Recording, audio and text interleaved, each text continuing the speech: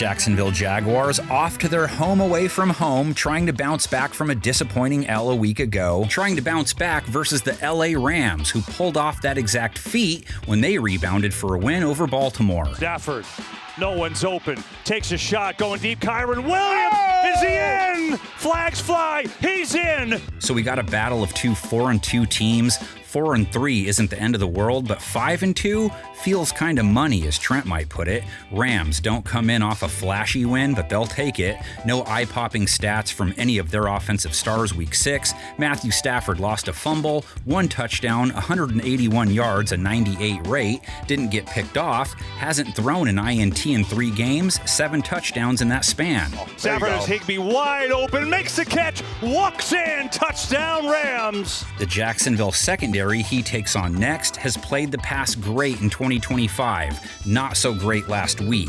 Gave up close to 300 yards to Sam Darnold on close to 11 yards per attempt, 2 touchdowns, no INTs, a rate allowed over 120. Darnold for the end zone. Catch me! Still, Jacksonville held Seattle to 20 points. Can't ask for much better than 1 for 12 on 3rd down, 1 for 3 in the red zone, have held 4 of their 6 opponents under 21. Charbonnet nowhere. Boy, Jacksonville was ready for that. And it's not like they're up against a red-hot Rams O-face, won last week with just 17 points. Stafford in trouble, sacked! Oh, the Ravens had to have it, and they come through big. They had been good for 23-plus points their previous 4 straight. Wasn't a pressure issue. Stafford sacked twice. 13% pressure rate faced. That's hardly anything. Jags pass rush, sans Trayvon Walker, only 1 sack, 27 Darnold pass attempts, which made it harder for their secondary to deal with Jackson Smith and Jigba, who torched them for 162 yards and a TD. And Smith and Jigba has it. Touchdown Seahawks. Puka Nacua is on JSN's level. Got dinged up versus Baltimore, so didn't play like it, just 28 yards. Devontae Adams also on that level. Also didn't play at it, 39 yards, 9 targets. Only 1 Rams pass catcher hit 40 yards. Tight end Tyler Higbee right at 40, along with the touchdown. Back foot throw, he's got his man. Higbee makes the catch. LA's rush attack, Kyron Williams scored. And walks in for the touchdown. Only 3.8 a carry, had been hitting at 4.5 plus his previous 3. Neither run game comes in with mojo, as Jacksonville's Travis Etienne only managed 2.3 per attempt, only 12 tries, had been good for 4.1 or better in 4 of his previous 5. He was part of the problem as Jacksonville's offense sputtered to the tune of 12 points versus Seattle, 4 for 16 on 3rd down, not a single trip to Scott Hansen's house. Just can't miss that throw. I mean, that's a 8-yard throw. You've got a wide open, put that on the chest of the receiver. Mr. Slip 6 wasn't terrible, but Jacksonville's passing attack only produced 2 passes of 20-plus yards. Trevor Lawrence just 6.1 yards per attempt. He did throw for 250-plus yards, 2 touchdowns, no picks, a respectable 97 rate. Floating one, open, and the catch. Let's check his feet. Brian Thomas Jr. hauls that in. 7 targets to his commercial BFF, but Travis Hunter only 15 yards. 4th time now he's walked out with less than 35 yards in his 6 games. Parker Washington, 29 yards last week. Only guy with 30-plus, Brian Thomas with a season-high 90, also scored. Back-to-back 80-plus yard games for him, so he's warming up. Lawrence open, and that should be good for a touchdown. Brian Thomas Jr. is in for Jacksonville. They get an LA secondary that didn't allow any Ravens to hit 50 yards receiving, gave up 46 to Zay Flowers, held everyone else under 30, held Cooper Huntley to 140 yards on a meager 4.1 per attempt, a sub-60 rate, no touchdowns, 1 pick. Rush on the run, and it's picked off. Quentin Lake stepped in front of it, grabs a pick for the Rams. No, containing Tyler Rush isn't anything to write home about, but they've played the pass well enough so far, and then there's this, LA's pass rush and Jacksonville's pass protection. That is, if they get some this week. Lawrence took 7 sacks last week, faced pressure 50% of the time, and took a ridiculous 17 hits. That is rarer than having the Great Pumpkin visit your pumpkin patch. Lawrence is going to be sacked again. Rams' fearsome foursome 2.0 must be drooling. Jared Verse picked up his third sack last week. Byron Young, 2. He's a half sack behind the league leader. Rams bagged up Huntley 4 times, smacked Baltimore's QBs 11 times. Here it's the Rams making plays as Byron Young gets home for the sack. The only guy to give LA's defenders trouble last week, Derrick Henry, got him for 122 yards on 5.1 a carry. Derrick Henry running through Rams and down to the 15. They hadn't really struggled versus any other backs this season, though. If you are one of the newcomers to the game preview world and don't like the AI voiceover program we're using, be assured we're looking for a new one. So please come back next week and check out to see what we came up with. Be sure to click into every game, too, as we might test different ones out. Man, it's frustrating going backwards like that. Rams Jags have only played each other 6 times ever, second fewest of any series. First ever meeting in 1996 was a nail-biter, too. In St. Louis, it was a matter of time.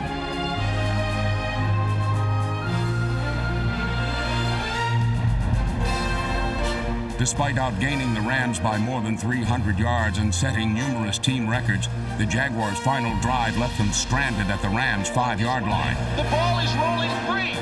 The referees have got to do something to stop the clock. Mark Brunell cannot get it off. Time expired before the Jaguars could attempt the tying field goal. Once more, they walked the tightrope and fell at the finish. If a team learns from tough losses, then the Jaguars got a great education. But the downtimes never got them down, and they bounced back with gusto.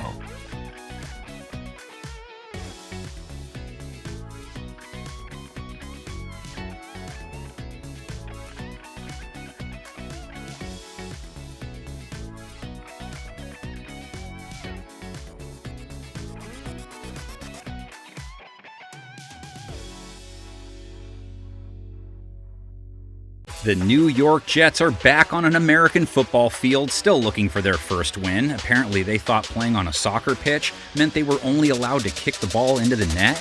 They welcome the Carolina Panthers, winners in 3 of their last 4, to get back to the 500 mark. The Panthers upset the Cowboys for one of Dave Canales' biggest wins as the headman for the Panthers. Can Carolina keep pounding to a 4-3 mark? Can they keep pounding out 30-point games on offense? Can Rico Dowdle pound out 3 straight 200-plus yard scrimmage games?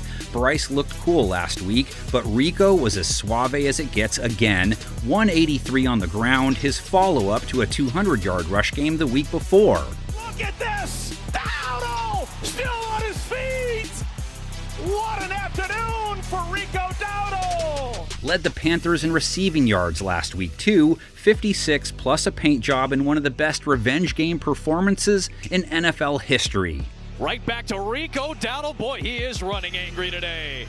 The Jets' defense he tries to keep it rolling against was not the problem in their loss to Denver. The front he faces comes in with confidence after holding J.K. Dobbins, who had been on a tear, to just 40 yards, only 2.9 yards per carry. Couldn't juke his way more than just a yard from the line of scrimmage. Then there's Bryce Young, though, looking to build off his best game of 2025 in their win over Dallas. Swaggers in off a season-high 3 TD outing, season-high 114 rate, season-high 8 yards per attempt. Young, little slip, watch his right shoulder.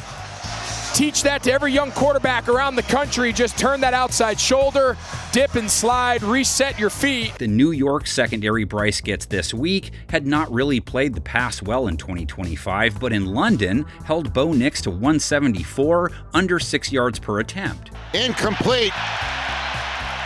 Ingram was open, but that gets batted down at the line of scrimmage by Sherwood. Green's defense not at fault versus Denver, gave them 2 points on a safety, held the Broncos to 13 points, 5 for 15 on third down, only allowed 2 red zone trips. The Jets, they're winning that battle, pinning the Broncos back on the 3-yard line, coming with the all-out blitz, forcing that hold and taking the lead.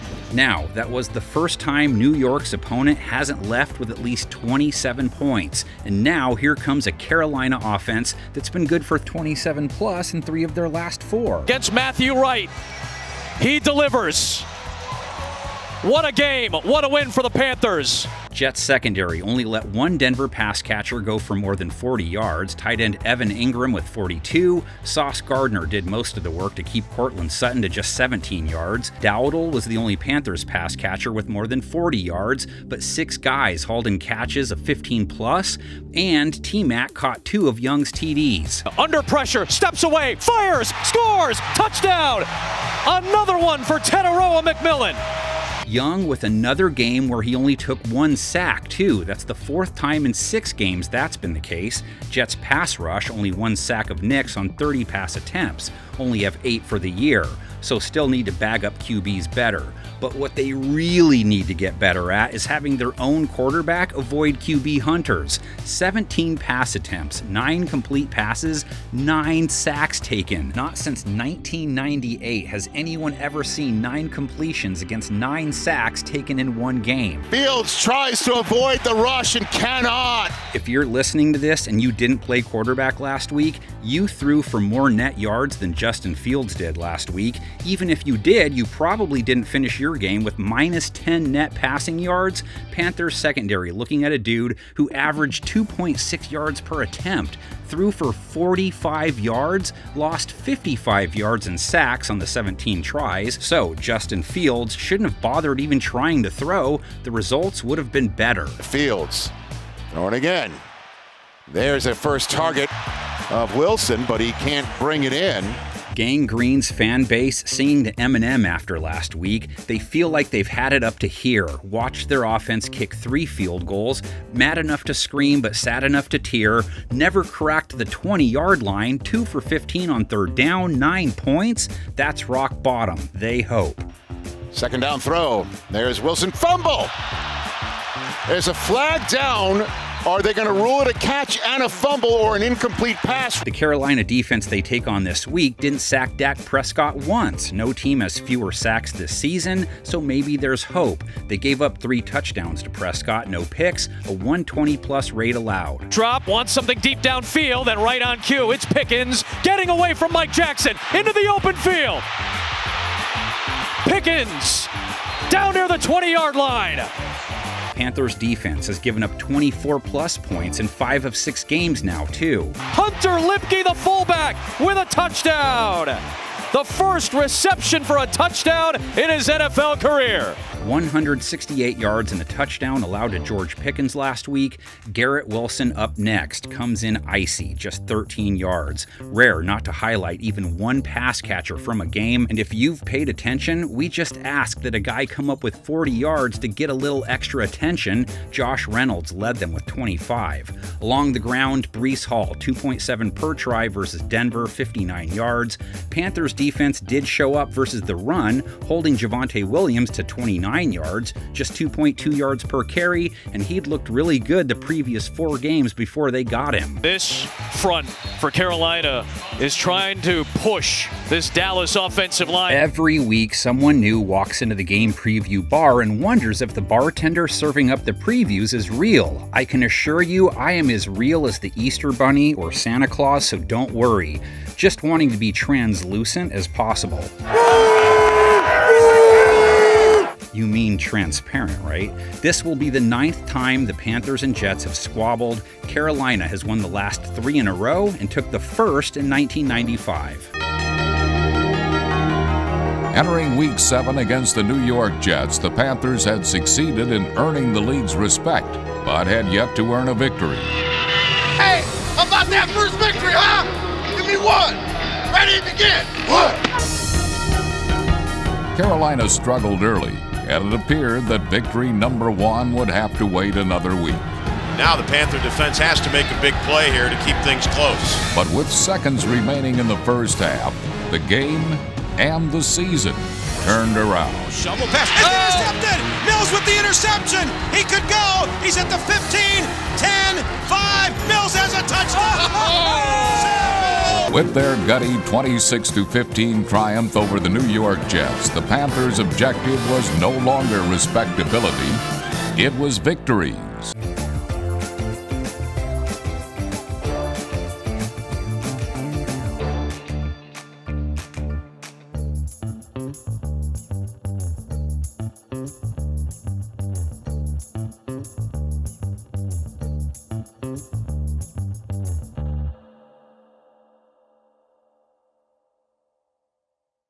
Arizona Cardinals at home Week 7 trying to break a 4-game losing streak, which won't be easy as they take on the one-loss Green Bay Packers, who are now back on top in the NFC North. Love with a little smirk there, realizing that they're going to come away with the win here. Despite the feelings surrounding Arizona right now, Cheesehead Nation should not overlook the Cardinals just because they're 2-4. Their 4 losses, all by 4 or fewer points. Every single game they've played has been a one-score game, and last week's could very easily have gone their way, save Madagascar Marty deciding all of a sudden that now is the time to let them play. Incomplete! He wanted McBride, who's begging for a flag! Packers, though, did put down a sub-500 squad last week by more than 8 points. Green Bay's offense good for 27 versus Cincinnati, which they've been good for in every game save one this season. They're tops at moving the sticks, too. Love on the move, the pump fake, the drive, and he has the first down. Jordan Love putting up over 250 yards per game,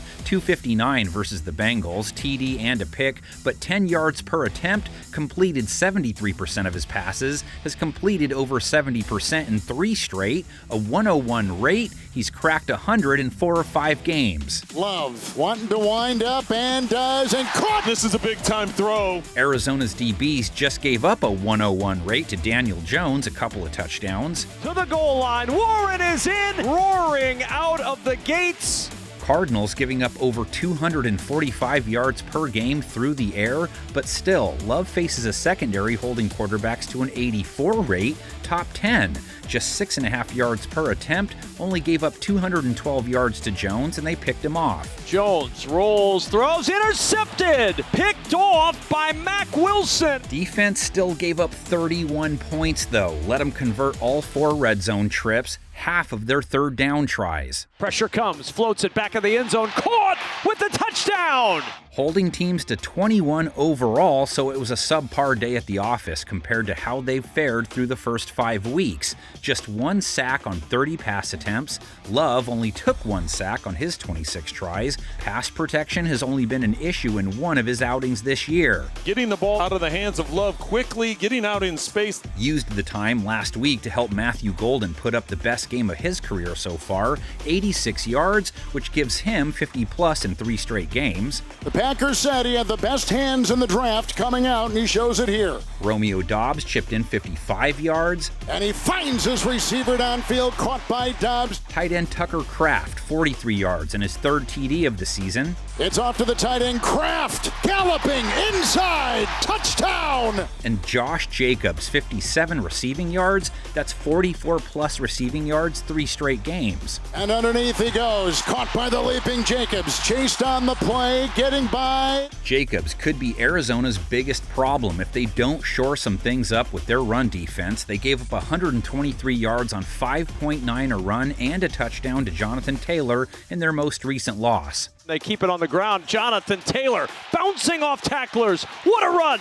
Jacobs, 2 touchdowns, 93 yards on 5.2 a carry, week 6, 84-plus yards in 3 of his last 4, and last week was his most efficient outing yet. Some terrific blocking, Morgan and others opening the door, and then Jacobs doing it himself. If Green Bay's offense does its thing, can Arizona's keep up? Seems like it, and maybe doesn't matter who QBs. Have to wait and see if Kyler Murray is healthy enough to play. He sat out last week, but watched Jacoby Brissett throw for 320 yards, 100 more than Kyler had thrown for. 2 touchdowns, some clutch throws to give them a shot on their final drive. Leaping high to make the catch, and the Cardinals are knocking on the door. Arizona's high on offense was 21 points before last week. Brissett sparked up 27 versus Indianapolis. Again, maybe should have been 34. 6 trips inside the red zone, 9 for 14 on 3rd down. Brissett will throw underneath. It's caught down the sideline and into the end zone. It's a touchdown. Packers defense just faced an old backup QB. Didn't pick off Joe Flacco once, gave up 2 touchdowns to him. Kinda let him make the game closer than they would have liked. 5-man rush, Flacco to the air and caught! Wow!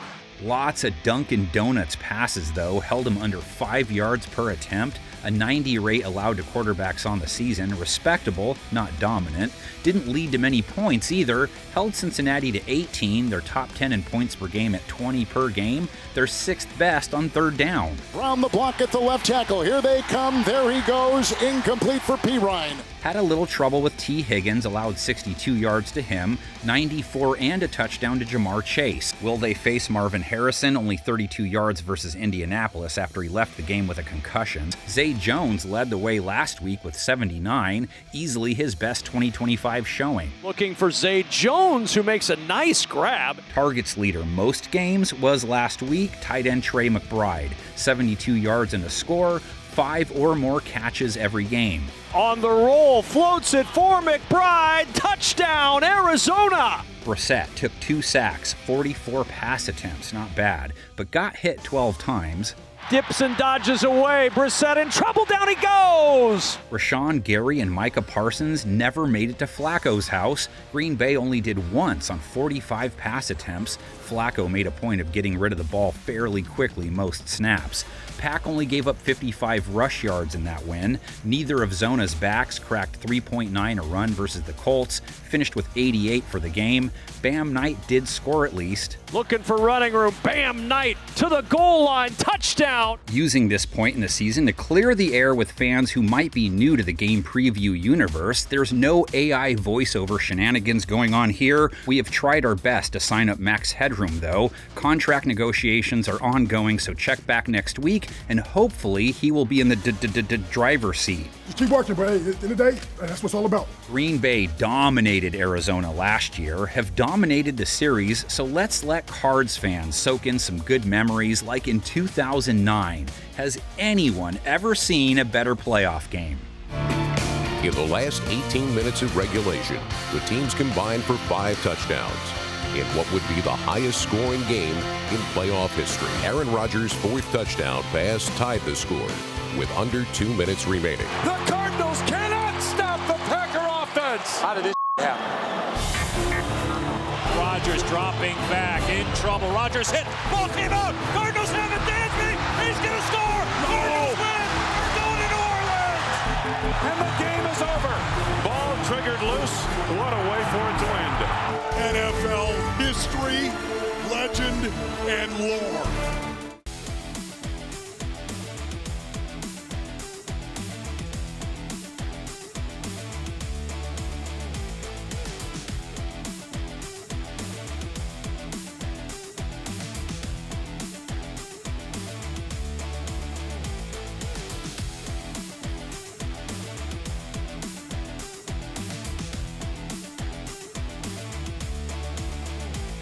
Big-time mid-season AFC showdown going down in Hollywood this week. LA Chargers at home after sneaking out of South Beach with their 4th win.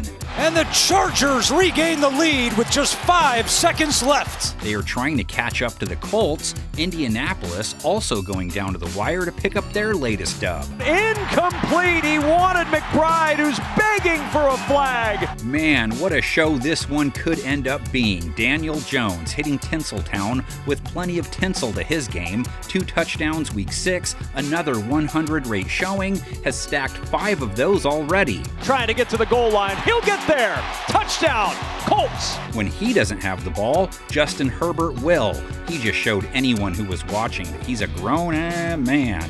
LA probably loses to Miami last week if he doesn't first avoid what looked like a sure sack by staying up to throw the ball away, avoids another sure sack the very next play by going all Incredible Hulk and hitting Ladd McConkey to set up the game winner. Herbert keeps it alive, completes it to McConkey, who stops at a dime. There he goes! Herbert snapped a 3-game sub-90 rate game streak, finishing with a 112 rating versus Miami, 264 yards, hadn't put up more than 203 his previous 2 shifts. Chargers offense with 29 points, first game with more than 23 since week 1. Herbert, chased by Sealer, throws, touchdown! Lots of room for improvement week to week though, 6 for 15 on third down, 2 for 7 in the red zone. Dicker the kicker is great and all, but only fantasy owners were stoked he kicked 5 field goals. Bolts fans would rather he kick more extra points. Jones helped Indy's offense rack up 31 points. That's 29 plus in 5 of 6 games now. They did not need their kicker as often as they went 4 for 4 in the red zone. It's an Indianapolis touchdown! Both teams' rush attacks played key roles in their Week 6 success. Jonathan Taylor, 123 along the ground, 5.9 yards per carry. He scored, leads the league in rushing yards and rushing TDs, has 7 of those, popping at 5.2 per carry. Taylor to the edge, to the end zone! His counterpart, averaging more yards per game, only one start this year. Maybe LA had the wrong back in there the first 5 weeks. Kimani Vidal went for 124 yards on 6.9 a carry in his first start after LA lost its 2 expected starters. Vidal on 3rd down, he's got a lane. Vidal into the open field, and Vidal is finally brought down. McLovin's big late game catch, part of his first 100-yard game of the year. 7 receptions, 1 of them in the paint. Touchdown, Ladd McConkey! They were down Quentin Johnston, so McConkey led the team in targets. Keenan Allen only 27 yards. Rookie tight end Oronde Gadsden, the only other Chargers pass catcher with more than 27 yards, 68, a season high. Oronde Gadsden picks up a Los Angeles 1st down. A rookie tight end led Indianapolis's pass catchers last week. Tyler Warren, 63 yards plus a score, a touchdown in 3 straight now. Warren is in! It's an Indianapolis touchdown! Got Alec Pierce back, 48 yards. Fits it in, oh my, Alec Pierce with the catch, and it's 1st and goal Colts. Michael Pittman, just 20 yards. Josh Downs scored with 42. Just floats it back in the end zone. Caught!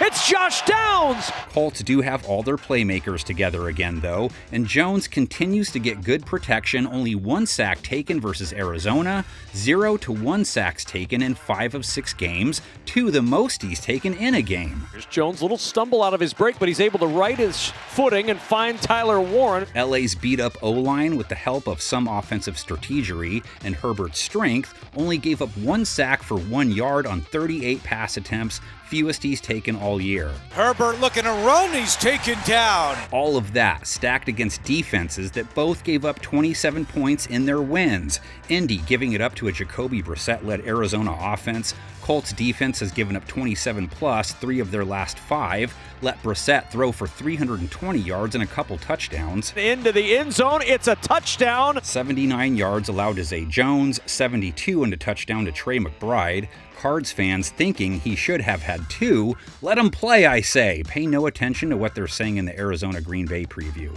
Colts did pick off Brissett.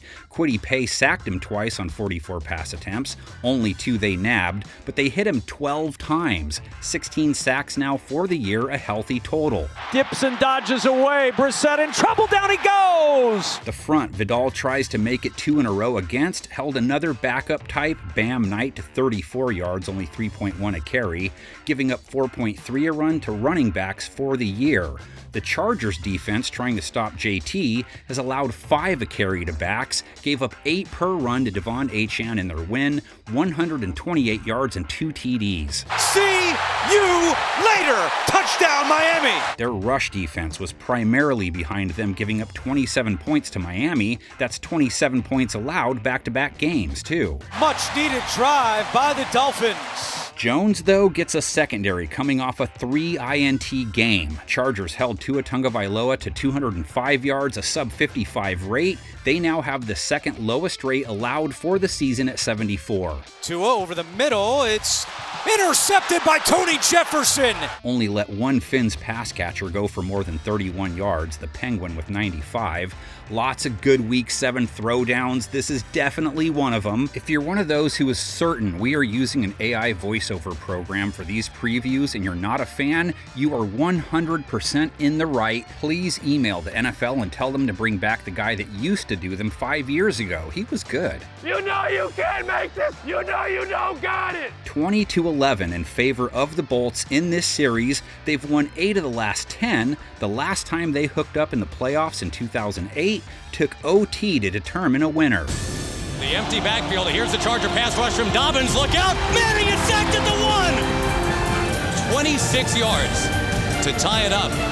The snap, the hold, the kick from Nate Kading is good. It's a 17-17 tie, and we're going overtime here in San Diego. Rivers gives to Sproles, angling left, has room. 15, 10, 5. He got it! He got it! He got it! The Chargers have taken down Indianapolis. The game-winning run gave Sproles 328 all-purpose yards, the third highest total in playoff history.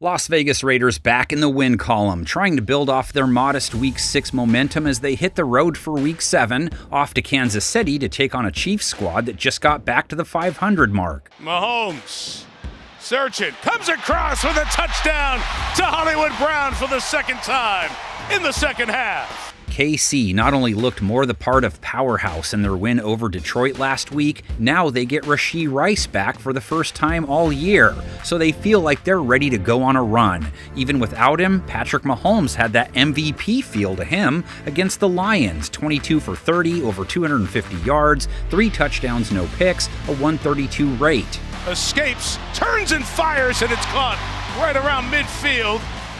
Mahomes has thrown for 250 plus in 3 straight, Chiefs offense denting the scoreboard for 28 or more points in each of those games, a 30-burger versus Detroit, 4 for 6 in the red zone. Patrick Mahomes with his 4th rushing touchdown of the season. But hey, they take on a defense that's held 3 of their 6 opponents under 21 points, fresh off a 10-point showing, 3 for 13 on third down, only 2 red zone trips allowed. Empty backfield, 3rd down and 7. Whoa, taken down, ball comes loose. Raiders recover. Devin White with the initial hit. He draws a secondary that held the last quarterback they faced to a low 80s rate, only 1 touchdown and picked him off, under 6 yards per attempt. As he throws, and it is picked off. Devin White. What a first half for White. He has to avoid a pass rush that comes in buzzing off a Sixer, Max Crosby slamming down 2 of them himself. High snap, and Ward is taken down. Another sack for Max Crosby. And it's a defense that held it down along the ground, just 65 rush yards allowed. On first down, Pollard. Not much. Roberts the tackle. Is he not going to clarify that all that was against the 2nd lowest scoring team in the NFL, who have a rookie quarterback who has struggled all year and who just fired their head coach, and ignore the fact that even after last week, that defense is giving up close to 25 points per game, or 25th on third down? Ward looking end zone, throws, touchdown. Okay, fine, but Vegas' defense has spent a lot of time playing behind the 8 ball due to their offense constantly turning the ball over. Their top 10 in yards per play allowed, have held passing attacks to 201 yards per game. Ward in trouble, sacked again. It's White and Crosby. So bring it on. Plus, Mahomes got dropped 3 times by Detroit, 1 at the hands of Detroit star pass rusher Aiden Hutchinson. Mahomes looked deep, covered, in trouble, ball's out, it's live, and it looks like Patrick got back on it. The pressure by Hutchinson, able to get a hand on it and force it, but Mahomes recovers. Was the most sacks Mahomes has taken so far. Vegas' DBs will be tested. Aside from Rice, there's Xavier Worthy. He scored last week, only 20 yards. Hollywood Brown scored twice, 45 yards. Hollywood Brown to the end zone. Touchdown, KC. Mahomes' high-five bodyguard Juju Smith-Schuster comes in off a slap to the face and 57 yards. And there's Mahomes, looked for another one of those. Covered, comes back to the middle, and there goes Juju Smith-Schuster inside the 30 to the 24-yard line. And do they have to knock on wood to stop Travis Kelce? His game is getting bigger lately as he led them with 78 yards last week, 60-plus the last 2 games. Kelce in motion, 2nd and 9. Kelce's got it for the first time tonight. His turn upfield to the 47-yard line. Great start for Kelce. A gain of 16. First down, KC. Raiders have a three-headed rush attack to deal with. Always their X factor. Isaiah Pacheco looks angry on every run he gets. 51 yards, 4.3 a carry versus Detroit. Patrick scored 32 yards, always a threat on third down. And Kareem Hunt last week didn't do too much, but since he did rock Yassine up like Debo did Red, he gets the highlight. Hunt inside, running over Rock Yassine to the 16-yard line. Got knocked the football out, man. And KC's defense kind of did the same to Detroit's high-powered offense. Held them to just 17 points, knocking them out of the top spot in points per game for 2025, only let them inside the 20 twice. They've held 4 of 6 teams faced under 21. It's Jahmyr Gibbs as the back, spinning, not getting away from Bolton. Nick Bolton, terrific play on the other side of the line.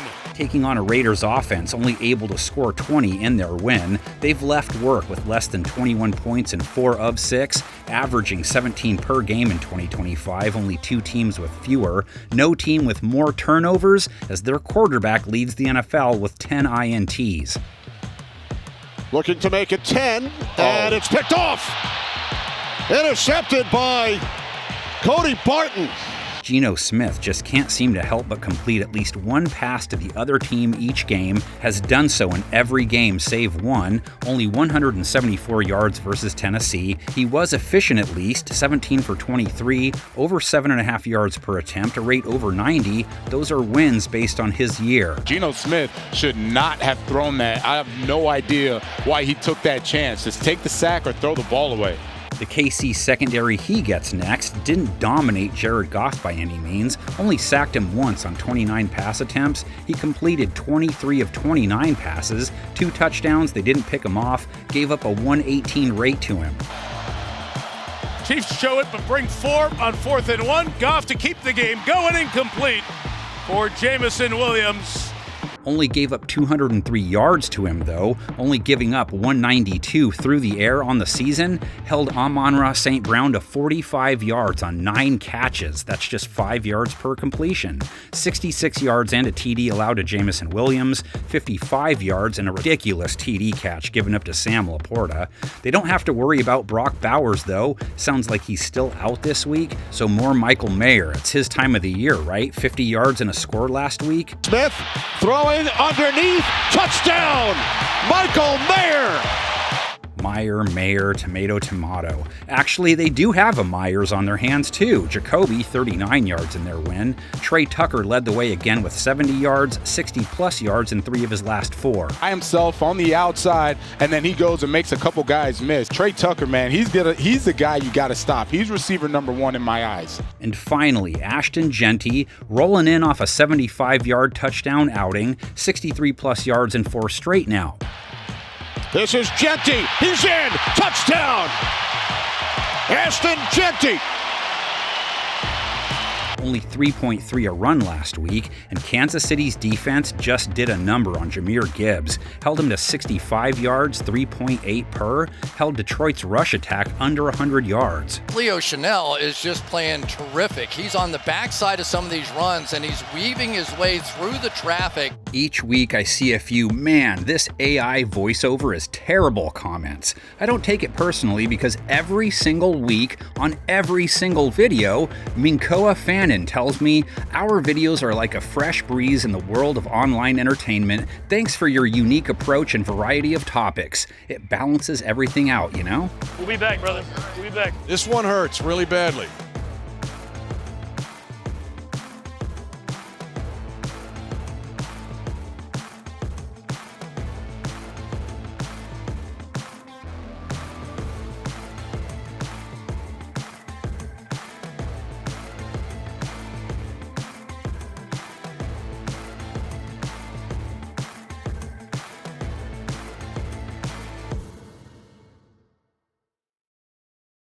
Who wants to be 2-5? Anybody? Bueller? Cleveland at home this week. The Dylan Gabriel Browns now 0-2, taking on the 1-win Dolphins. Lots of fans believing they're rolling in the tanks for this one. There he goes! McConkey! Dicker's kick online. It is good! And the Chargers regain the lead with just 5 seconds left. Okay, let's start with the Dolphins offense. Miami's at least putting up solid digits most games. 27 points last week versus a tough Chargers defense. 21 to 27 points in 5 straight. Tua on third down. Tua wide open end zone. Touchdown! It's Waller! No reason they shouldn't find the paint a few more times this week. Cleveland's defense might be stingy when it comes to allowing yards, but not points. Have allowed 24 per game so far. They're 27th on third down. Make it inside the 20, they'll probably let you in. Dead last in the red zone. Rodgers, sprint out, on the move, directing traffic, throws! Touchdown! Devon Achane fueled Miami's O last week, 99-plus rush yards in 2 of his last 3 games, a season-high 128 versus LA, 2 touchdowns, a fat 8 yards per carry, broke off a 49-yarder. There he goes! See you later! Touchdown, Miami! Achane facing the 3rd hardest team for a running back to run on. Cleveland's held a position to 3.2 a carry for the year. They're trying to get Gainwell to the outside. The Browns would have none of it. And hey, only 182 passing yards per game allowed this year, partially tied to not facing a lot of passes. Cleveland's given up a 106 rate, 27th, 12 touchdowns given up through the air, only 2 picks over 6 games. Rodgers to throw it, wide open! Washington! He'll get caught from behind. Gave up 95 yards and a touchdown to DK Metcalf last week. Jalen Waddle, no touchdown, but also went for 95 yards in their loss, 95-plus yards back-to-back games. A juggling catch by Waddle! His QB stumbles in off a 3 INT performance, though. Tua Tagovailoa, 1 touchdown. It was in crunch time, at least, but a 54 rate, only 205 yards, under 6.5 yards per attempt. It's intercepted on the play. Derwin James, and that will do it.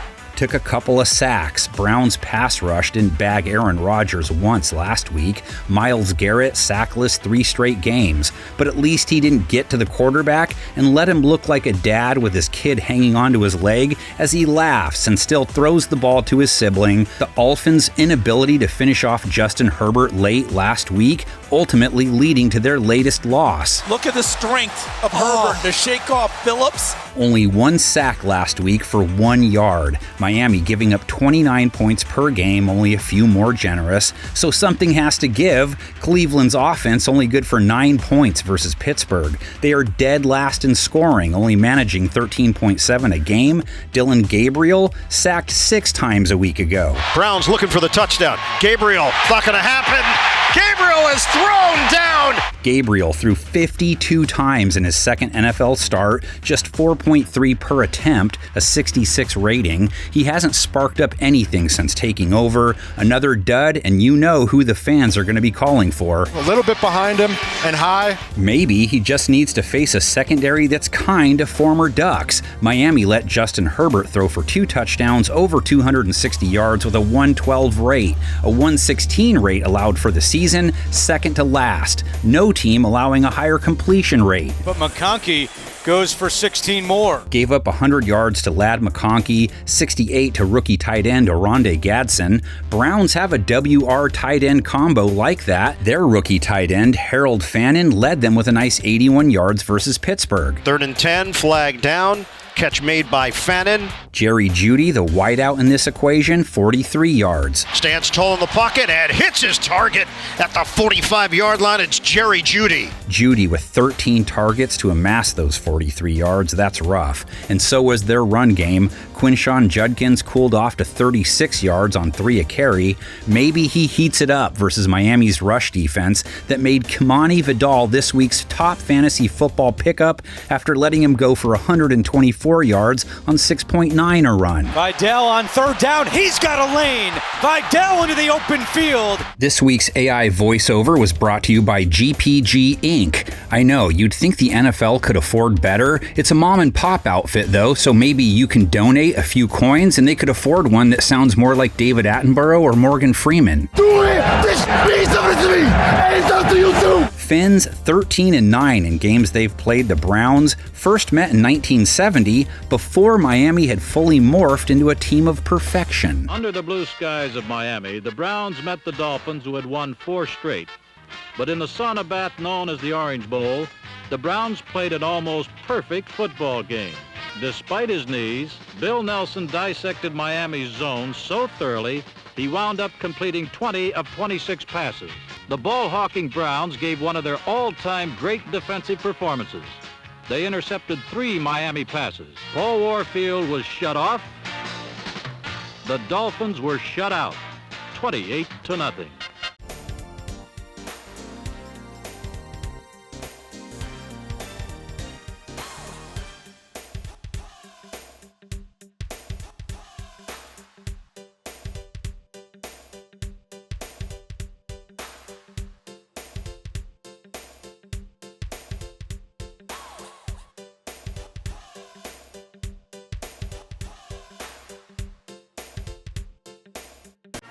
Tennessee Titans back in the losing column last week. Maybe new leadership will help. Hosting the New England Patriots this week, who, no offense, are thinking the Titans might make for an easy-ish 5th win of the year after collecting number 4 against another win-challenged team. And look who's next on that schedule. I think that thing's going to be emotional next week, as Mike Vrabel will make his return to Nashville. Drake May went 3rd in the 2024 draft behind Caleb Williams and Jaden Daniels. I don't think anyone in New England would take either guy ahead of May right now. Kid is on a tear and only seems to be getting better week to week.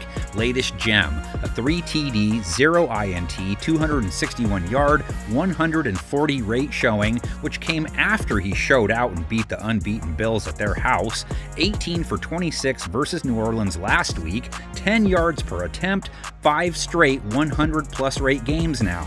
Drake May gets better and better every game. New England's offense good for 25 Week 6 points, at least 23 points in 4 of their last 5. And it's a touchdown for the Patriots! The Tennessee defense he tries to keep it going against hasn't played all that bad last couple of games, held the Raiders to 20 points, under 22 points back-to-back games. And Smith throws to the end zone, broken up. Held Geno Smith to 174 yards, picked him off. I mean, who hasn't, right? Back-to-back games holding quarterbacks to a sub-95 rate at least. And it's picked off. Intercepted by Cody Barton. Geno and Kyler Murray have not played at May's level, though. Gave up 50 yards and a TD to tight end Michael Mayer last week, 70 yards to Trey Tucker. Now they have to try and slow tight end Hunter Henry, only 27 yards a week ago. Stephon Diggs cooled off to 28 yards. Mac Hollins 28 yards. Demario Douglas with 71 yards and a touchdown. Easily his best showing of 2025, as his previous high was 17 yards. Douglas is in! Touchdown! Tapped Kayshawn twice for touchdowns last week, too. Booty with 93 yards to lead the team. Every time they needed a play, it's Booty. May only took 1 sack for 1 yard last week. Second game in the last 3 with that few, though he was dropped 3+ times 4 times. Tennessee's Jeffrey Simmons had one of Tennessee's 2 Geno sacks. He has 1 in 3 straight now. Guess who? Jeffrey Simmons. You know it. Pat's run game still wonky, hasn't been consistent this year. May led them with 28 yards, only 3.1 per jaunt. Travion Henderson, 27 yards, 3 a run. Titans allowed Ashton Genty 75 yards and a touchdown, but they held him to 3.3 a carry. And Genty loses 5 on this play. I just feel for all of Tennessee's defenders when they have to overcome an offense that still hasn't scored 23 points, and their season high of 22 was aided by a sequence of events that had never been seen before. 10 points versus Vegas, only made it to the 20 twice. Not really sure where he was trying to go with that football. Heard 2 Titans fans debating this week, is Cam Ward bad or just surrounded by it? Tennessee fans, hit the comments section with your takes on the matter. Ward last week, 222 yards, a touchdown, a pick, 81 rating, under 6 yards per attempt, hasn't cracked 83 on the rating scale yet, hasn't gone for 7 yards per attempt yet. The team went 3 for 13 on 3rd down last week. Cam Ward's going to have to start completing some of those throws. Ward now faces a New England secondary that gave up a 100-plus rate to Spencer Rattler, 8.7 yards per attempt. He went 20 for 26 against them. Haven't locked up QBs per se, giving up a 103 rating to them, allowing 8.3 yards per attempt, tied for last in the NFL. The Patriots defense had a tough time stopping Spencer Rattler and the Saints. But what does any of that matter when you don't give up that many points? held the high-powered Bills to 20, holding teams under 20 per contest after holding New Orleans to 19, only 2 red zone trips, which is key to their defensive success. Only a couple of teams have allowed fewer. Today they kept Rattler and the Saints, for the most part, out of the end zone. Tennessee's Van Jefferson had a season-high 75 yards week 6. Biggest play of the day for the Titans. Only other Titan with 40-plus, tight end Chigokonkwo with 46. What an effort using that speed of his. Calvin Ridley, only 18 yards. He was injured in the game, though. Ward lost 62 yards on 6 sacks. 4+ sacks taken and 4 of 6 now. Another sack for this Raider. Pats with 2 Rattler sacks only lost 4 yards. Tennessee's old pal Harold Landry with 1. Their front played the run well, holding Alvin Kamara to 3.1 a carry, held the Saints to 73 rush yards. He is dropped by Christian Barmore. Tony Pollard only mustered 34 yards, just 3.4 per attempt. And this, of course, the first time Tennessee will face their former head coach Mike Vrabel. It is a return to Nashville for the Patriots head coach Mike Vrabel. AI is taking over everything, but for some of the newcomers to these previews, ask yourself, if these videos were AI, wouldn't they be, I don't know, intelligent? Isn't that the point? You guys deserve that. You guys deserve that. Pats Titans has been a thing since 1960. Tennessee took New England last year in OT. Pats didn't need OT in 2009, though. It is still tied for the most lopsided shutout in a regular season game in NFL history. In Week 6 of the 2009 season, there was more history to be made.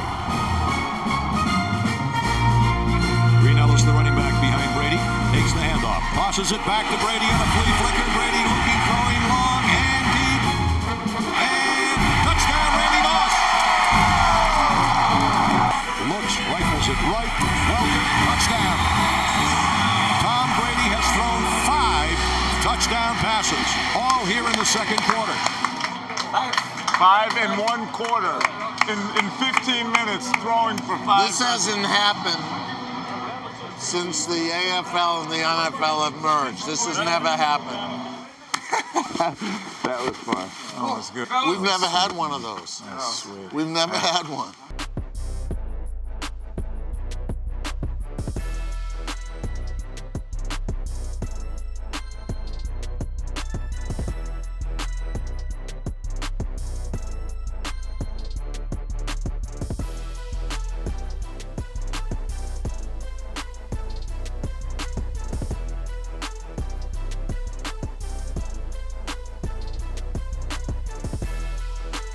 New Orleans Saints head off to the Windy City off a loss and with a 1-5 record now to take on a Chicago Bears squad riding a 3-game win streak, which comes with a feeling of hope, as scary as that might be for Bear Down faithful. Kick is good, and the Bears win it.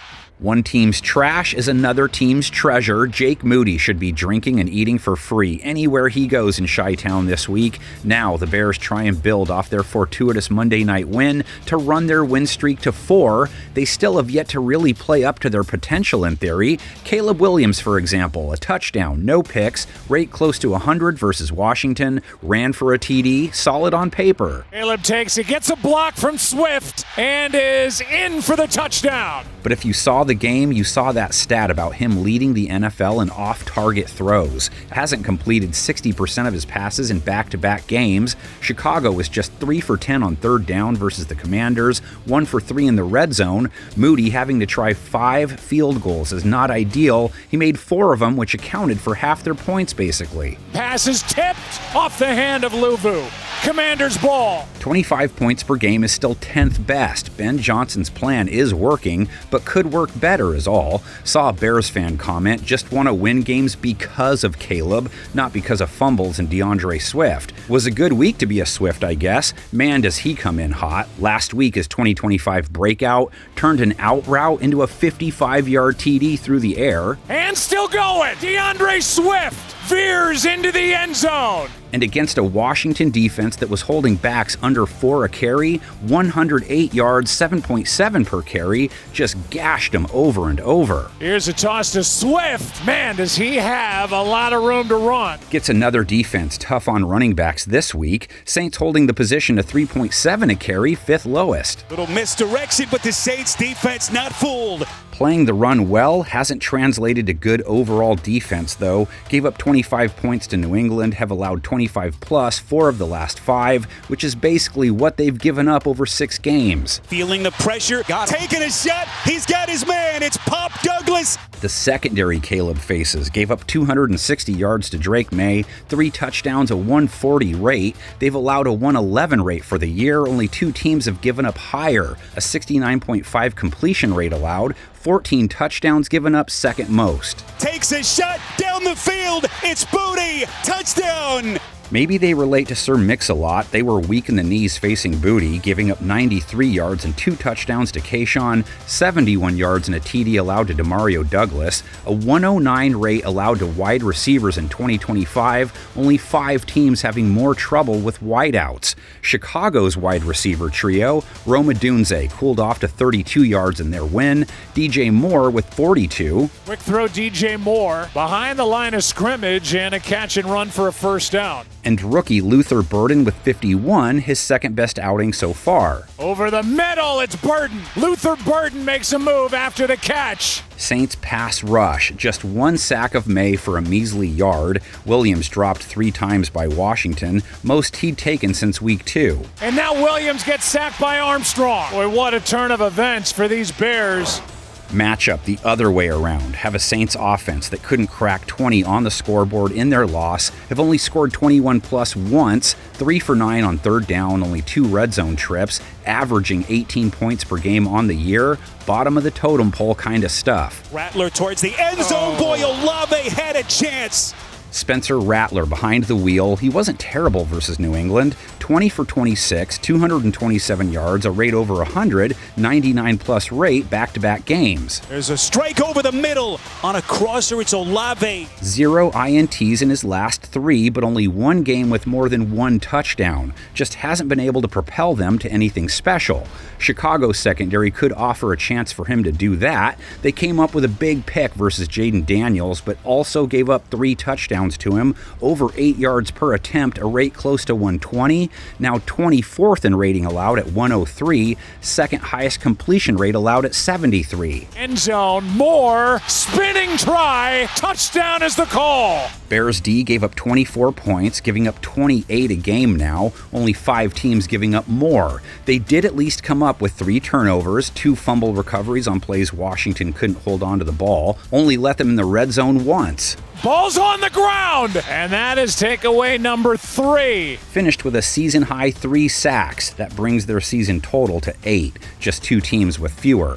Secondary gave up 43 yards and a touchdown to Zach Ertz, 46 yards and a TD to Chris Moore, 3 20-plus yard passes allowed, only 1 Saint wide receiver with 28 or more yards last week. Chris Olave with a season-high 98 has 6 catches or more in 5 of their 6 games. Some heat coming up the middle. Rattler unfazed. He's got a man wide open. It's Olave. Rashid Shaheed, 4 catches, 28 yards. Brandon Cooks, 21 yards. Tight end Jawan Johnson, 15. And Alvin Kamara, 45 yards through the air, also his season high. Pull back and throw. First down. It's Kamara finding an opening. Kamara, 31 yards, 3.1 yards per carry on the ground, under 3.5 per run, 3 of his last 4. Bears defense has struggled versus running backs this year, but not last week, holding Ja'Cory Krosky-Merritt to 61 yards, 3.6 a carry. A toss to Krosky-Merritt, and well played. Daniels gave him the most trouble as a runner, 52 yards on 5.2 a scamper. Steps through trouble, still, and a first down. This is an AI-free zone, everyone. Nothing artificial and certainly nothing intelligent about Game Preview Guy Productions. Okay, well at least you got that part right, idiot. What do you think this is? Boy, it's a grown man game. Whodat has won the last 8 meetings in a row against the Bears. Got to go back to 2008 for the last Bears win. It was a fun one, though. On a clear night in Chicago, you can still see the playoffs, but from the start, all eyes were on Daniel Manning. Daniel Manning at the 17, running right, 25-30, hits a crease, he's going! Chicago native Pierre Thomas, number 23, returned home with 2 gift-wrapped touchdowns. Down to the 15, then 5, touchdown! But Chicago forced overtime and brought the Saints crashing back to earth. Going deep, going for Devin, adjusted incomplete, but a marker flies inside. Placement made, Brad Maynard, kick to the uprights, grounding goal! Playoff hopes are still alive.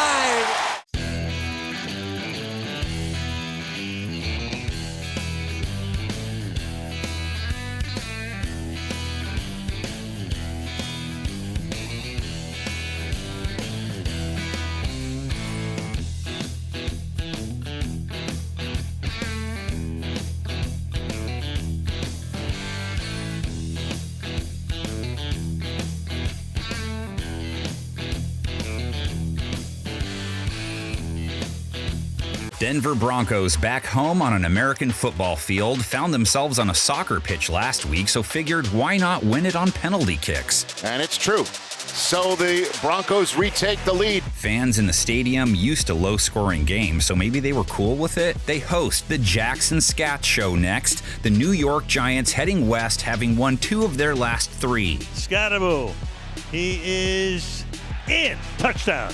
Jackson, Dart, rock and vanilla ice vibes. The Broncos next up to see what the frosted mullet is all about. Dart comes in off his best NFL start yet. Nothing mind-blowing, 195 through the air, 1 touchdown, but no INTs, a rate over 100 against the reigning champs on national TV, Ice Ice Baby Shaka. Dart dancing, throws, on the run, catch is made. He's played a key role in their rush attack too, 58 yards and a touchdown versus Philadelphia, 54 to 58 yards in each of his 3 starts. He can run all the way to the end zone. Touchdown. He will likely be rolling in his 5.0 a lot in this one. Denver showed up in London with the league's top pass rush, left a mile high ahead of whoever's in second. Computer screen says they sacked Justin Fields 9 times, and Ferris didn't change it to 1. Fields only threw 17 times all game, only completed 9 passes. Nick He's So Pretty Bonito picked up his league-leading 8th, 9 times. Bonito, you see the speed off the edge, wins right off the bat. Justin Fields has no chance on that one. In turn, Denver held New York to 9 points. 2 of those 11 points came on a safety, held the Jets to 2 for 15 on 3rd down, didn't allow New York inside the red zone once. Fields flips that one out and doesn't go anywhere. And that brings out Nick Folk again. Hey! Dart has been hard to track down lately, took 2 sacks in their most recent win, only lost a single yard in the process, has only taken 3 sacks in their last 2. Dart looking for the first down, angles himself toward the marker. It's going to be a first down. He got it. Dart faces a secondary that held Fields to 45 yards passing, 2.6 per attempt. Let that sink in. 45 yards for an entire game, and it wasn't snowing. Incomplete.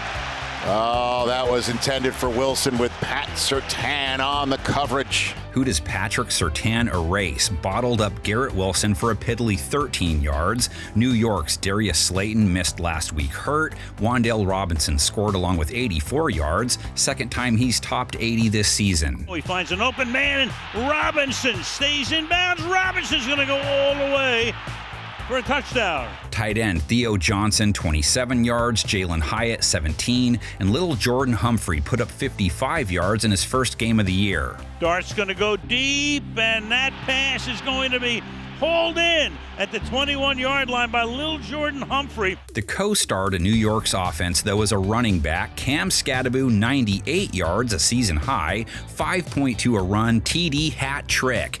A lot. Here's Scatterbo to the end zone. Touchdown.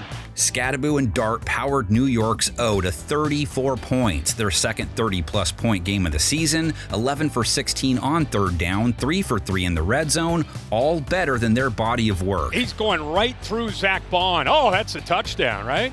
No soft spots with Denver's D, though. They held Breece Hall to 2.7 per carry, longest run they allowed on his 22 tries, 8 yards. Breece Hall, that goes nowhere, tries to get back to the line of scrimmage. Now, if they can get their O-face going, 13 points versus the Jets. They haven't looked good in at least 6 of their last 8 quarters of play, maybe 7. 5 for 15 on third down versus New York. Only 2 red zone trips, and they took a safety.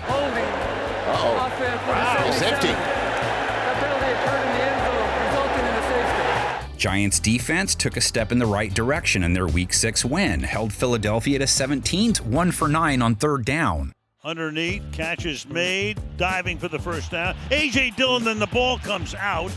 A fumble, and it's recovered by the Giants. Giants secondary did give up over 280 yards to Jalen Hurts, but also held him to a 95 rate. He had 3 straight 100 rate games prior. They're holding quarterbacks to a sub-90 rate, and they came up with the first pick he's thrown all year, which pretty much sealed the game. Cordell Flott with the pick. Bo Nix, 3 sub-91 rate games in his last 4. 174 yards through the air in London, under 6 yards per attempt, under 7 yards per attempt in every game but one this season. That gets blown up by the Jets, a whole gang. Only one dude with more than 40 yards receiving for Denver, Cortland Sutton. Troy Franklin, less than 20. Marvin Mims, 30. Tight end Evan Ingram, 42. Over the middle to Ingram. Evan Ingram with another first down grab. Nix didn't face much pressure either. He only took 1 sack on his 30 pass attempts, but here comes Mr. Burns. Nabbed 2 of their 3 Hurts sacks. Brian has made it home 5 of their 6 games. Excellent. Pressure. Got him by the shirt tail. Sacks him. Brian Burns.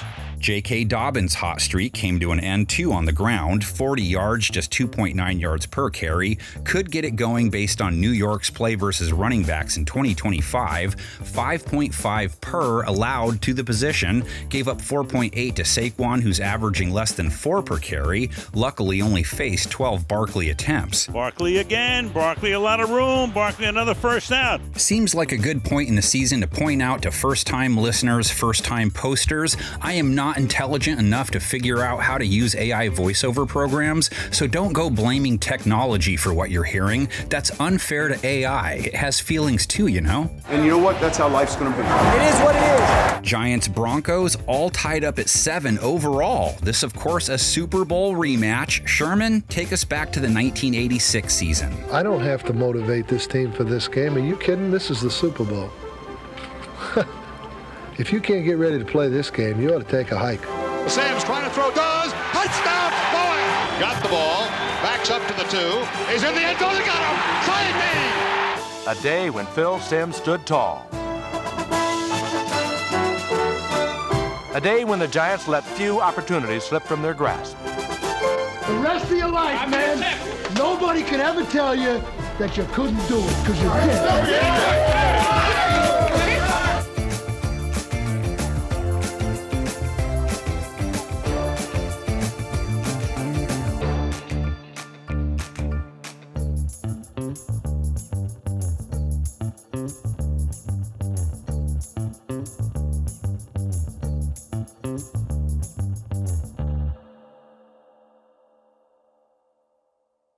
Minnesota Vikings at home for Week 7, refreshed after a week off. They play host to the Philadelphia Eagles, who find themselves on a 2-game losing streak. Think about that. A victory formation for the Giants with 2 minutes to play. Eagles remain out of sorts. Their offense showed some signs of unity versus New York last Thursday, but overall remained out of sync. 1 for 9 on third down and measly 17 points, which is all they've mustered back-to-back weeks now. They're averaging 4.7 yards per play this season. That's South Pole material, as is their third down conversion rate. It was a fumble, and it's recovered by the Giants. And now they have to try and get right versus Minnesota's defense. Eagles offense get a D, holding teams to 19 per rodeo, top 5 or 10 in the Big 4, points per game, yards per game, red zone, and on third down. Gabriel on third down, under pressure, stays on his feet, and now Ivan Pace takes him down. Philadelphia's rush attack was at the center of their offensive success during their championship run last year. This season, averaging less than 100 yards per game, Saquon Barkley, just 58 versus New York, has finished with less than 61 yards and 5 of 6. Barkley to the outside, and nothing happening there. Gets gang tackled.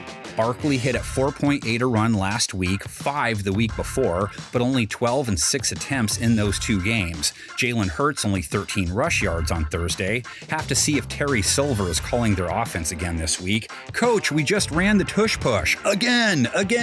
Do it till your knuckles bleed. And maybe they should up the number of times they run versus Minnesota. Vikings have allowed 4.4 a carry to running backs in 2025. That's so-so. And as to Hurts, 5.6 per allowed to quarterbacks, which is south of so-so. Looking for the end zone.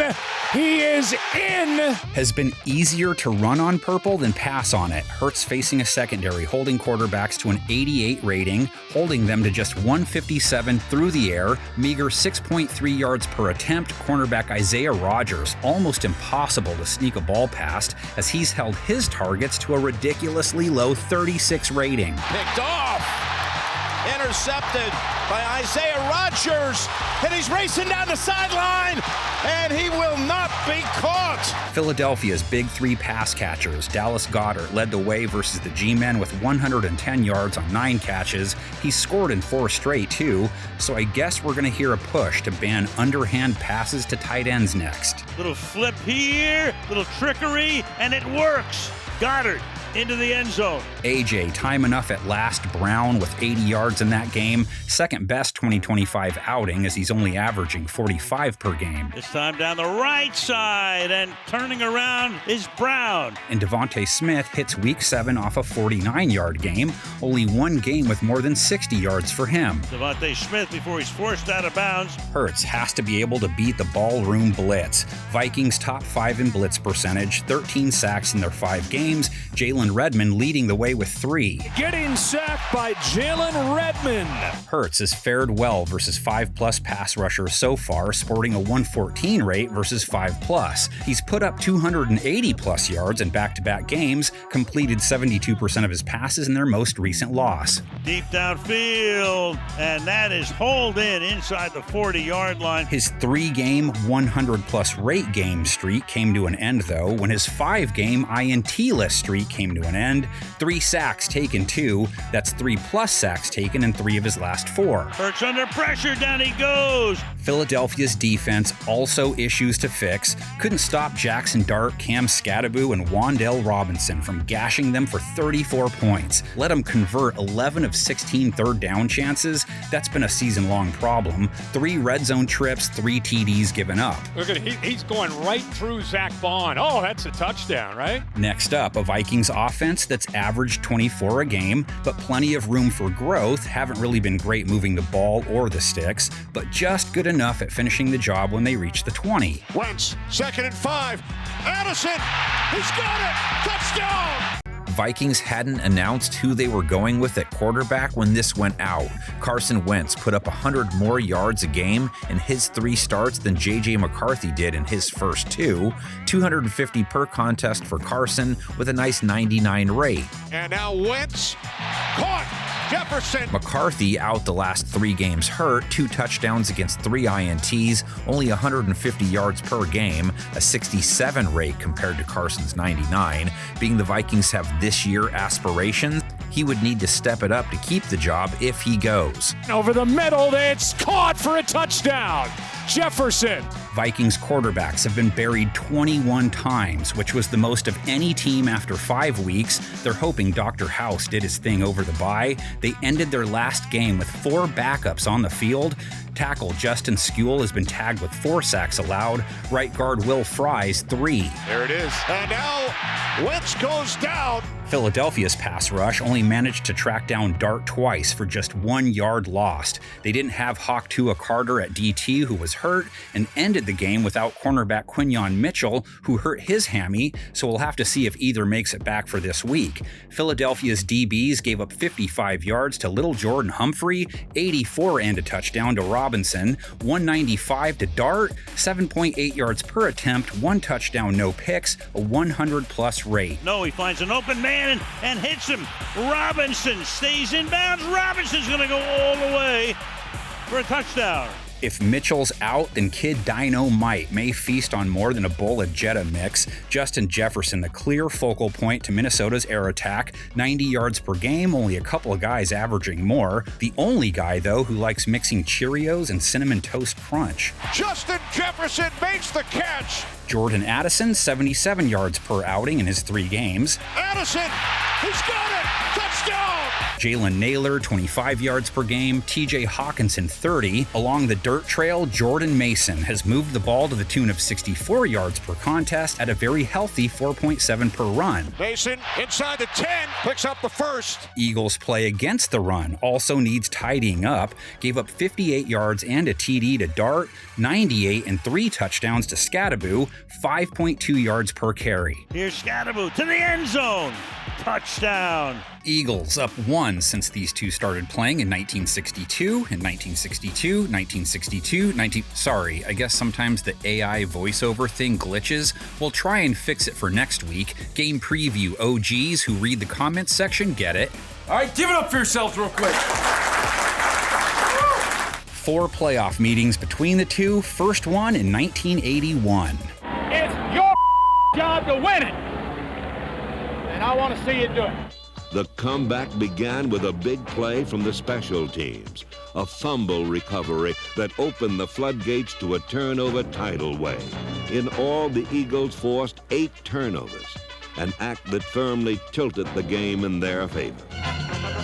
The Eagles advanced to the conference championship by winning 31-16. Once more, the players carried Vermeil off the field, but this time, there were no objections.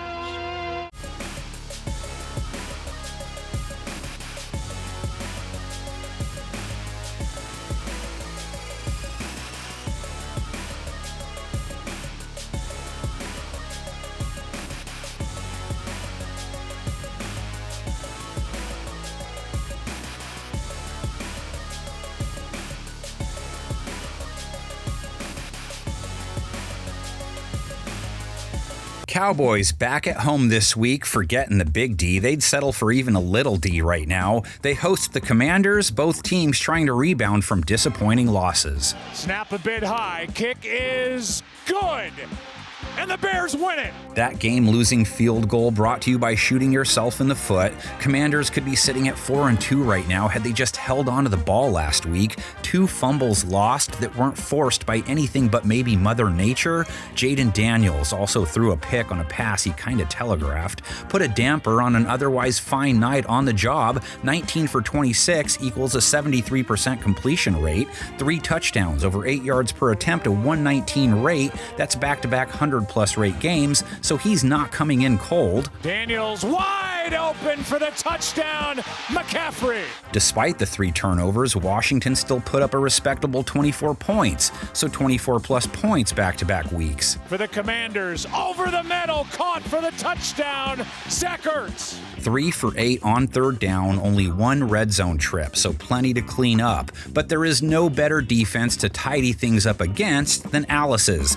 30 points allowed to Carolina, whose offense is far from a juggernaut. They are allowing 30 a game right now, only one team giving up more, no team worse on 3rd down. Steps up, throws, wide open man is Dowdle, and he's going to take it to the end zone. Want to feel like a stud quarterback? Go after a secondary last in yards per attempt and yards per completion allowed, one that's given up more passing touchdowns than any team, more yards per game allowed than anyone else, a 116 rate allowed. Go ahead and guess where it ranks. Yeah, dead last. Fires, scores, touchdown! Commanders hoping to get Terry McLaurin back this week too. That could be scary. Bears DBs hit Debo with a brick, keeping him to 15 yards. Luke McCaffrey with a 33-yard TD catch. Jalen Lane, 37 yards last week. Zach Ertz scored 43 yards. Daniels protected, looking downfield, flag on the play, and Lane with a catch. Chris Moore with 46 yards and a beauty of a TD catch. One knee equals 2 feet. It sure does, as John Madden once said, and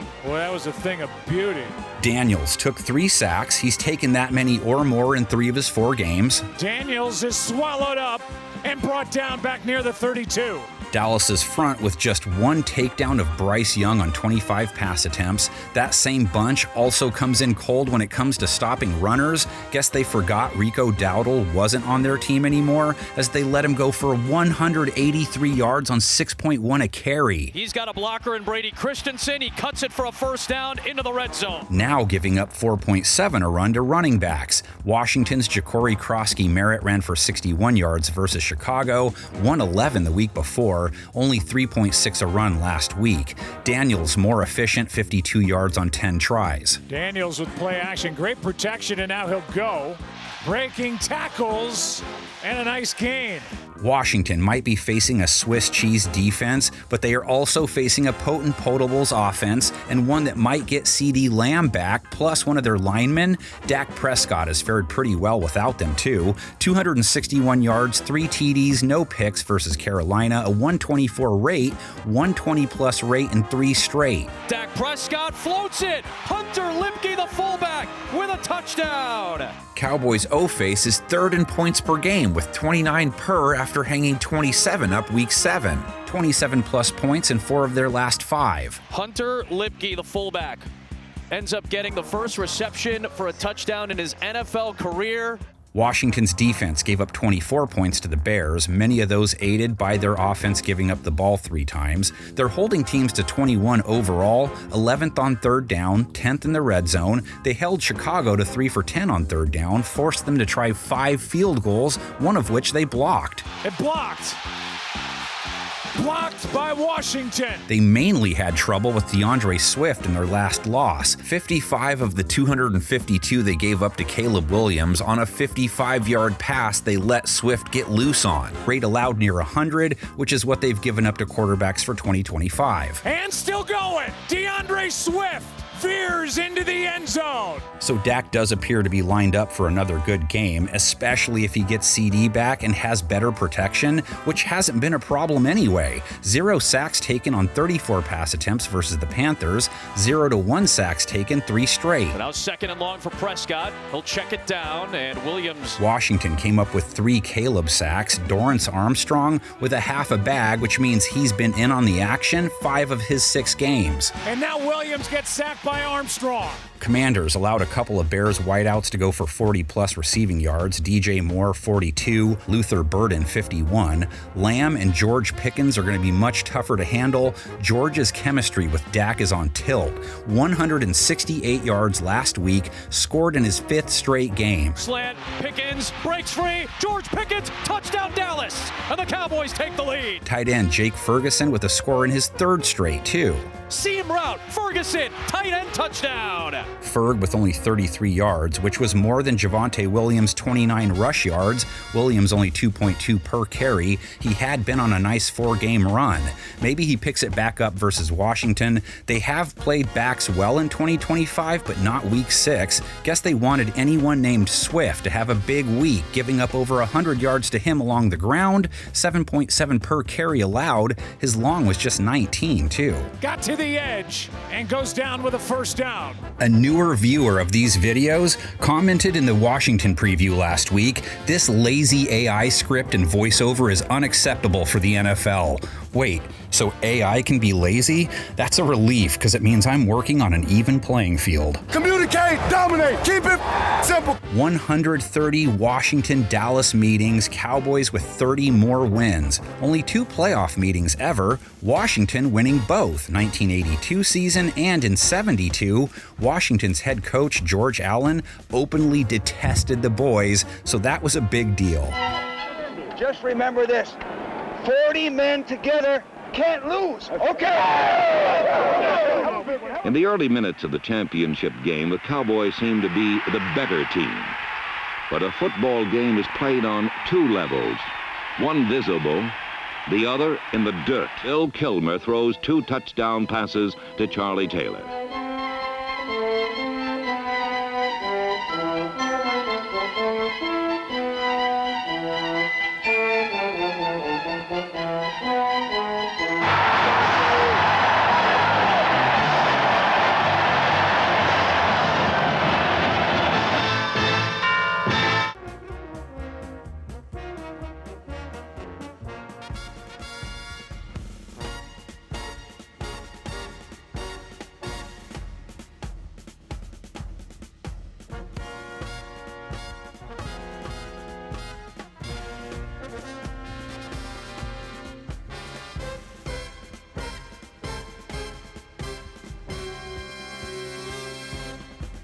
Cisco 49ers back home for Week 7, wondering who has the voodoo doll. Enough already. Coming in off a loss in more than one way, taking on the Atlanta Falcons, winners of 3 of their last 4. Scrambles and ball batted down and intercepted. It's a game-clinching pick. Falcons just climbed back over the 500 mark with a huge win over the Bills.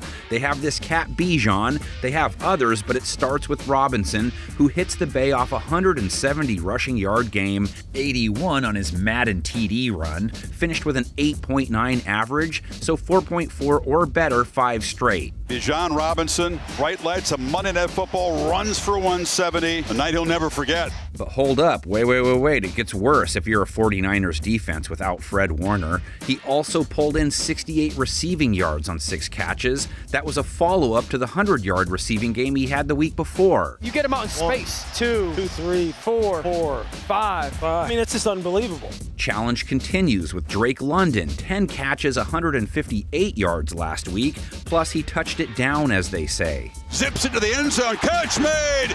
Reaching across to break the plane is Drake London. Feeding them the ball, Michael Penix, who now has strung together 2 strong starts in a row, 250 yards and a touchdown versus the Bills, no picks. Penix again off the play fake, launches over the middle and wide open. Against a 49ers defense who has to figure out how to proceed without its heart, and that just gave up 30 points to a Bucs offense that used backups most of the game, save quarterback, 23-plus points allowed in 3 straight now. One team makes it look a little simpler than the other. This is why I think it's going to be hard for San Francisco. Mecca Buka hurt early, no Mike Evans or Chris Godwin. Niners secondary gave up a 45-yard TD to Tez Johnson. 51 yards to Sterling Shepard, 51 to Cade Otton, 64 and a touchdown to Cameron Johnson, over 250 to Baker Mayfield, 2 touchdowns, no picks, 139 rate allowed, over 11 yards per attempt given up. Try and communicate right here. Hey, do you got anybody? Does anybody have them? Nobody has them. 49ers with a single sack in their loss to Tampa Bay. Not the same without Bosa. Penix took 2 last week on 32 pass attempts. Niners rush defense, 102 yards allowed, 4 per carry, couple touchdowns given up.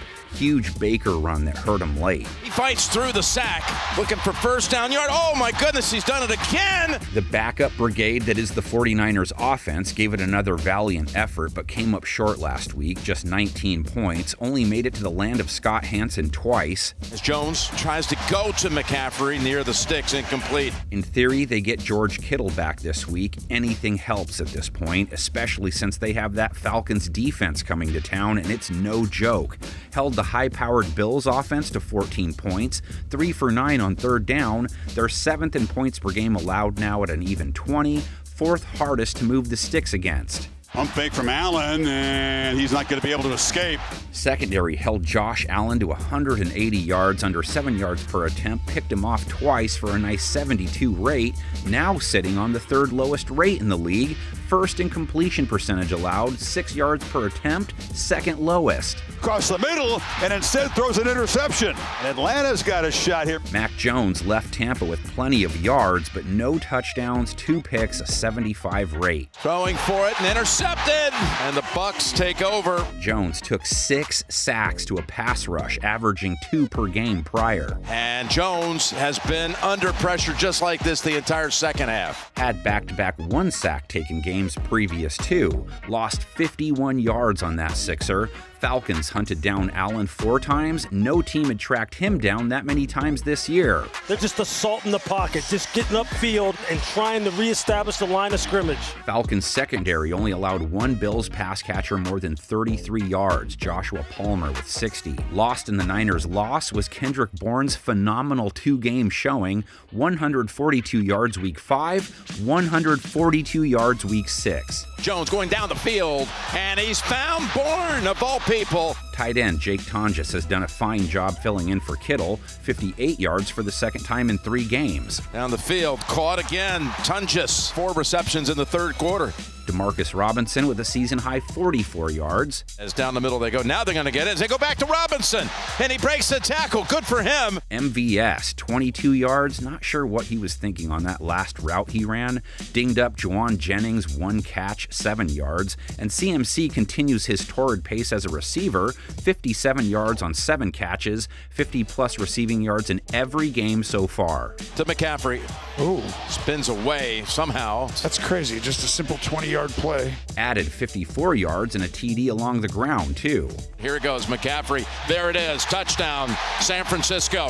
McCaffrey, though, still struggling for efficiency down low. 3.2 per carry, making it 5 of 6 games he's been under 3.3.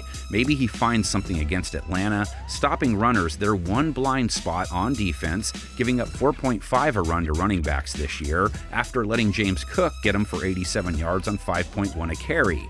42 yards allowed to Allen on 7 per escape, too. Just Cook finding some space, driving forward, and he's getting going now. That's a welcome sign for Buffalo. If this is your first time visiting the Game Preview world, don't worry, the Terminators haven't taken over here. Sarah Connor is fighting AI just as hard as she fought off Arnold. Stay in it. We are not relaxed, not one time.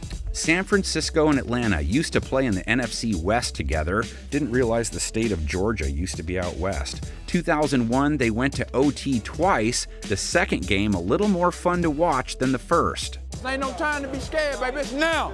Maybe the 49ers defense should have been scared. The Falcons offense, while inconsistent, can put up points in a hurry. It's just a matter of time. Garcia almost slipped as he took the ball. He wants to throw. He wants the end zone. He wants Owens, and he's got him. He just stood there. He didn't know what I was going to do. Terrell Owens was behind 3 defenders. Down by a touchdown. Jeff steps up in the pocket, throws for the end zone. Caught! Oh, what a bonanza! Garcia to throw, and he throws way down the right sideline. Owens is all alone. He's got it. 15, 10, 5. Touchdown, 49ers!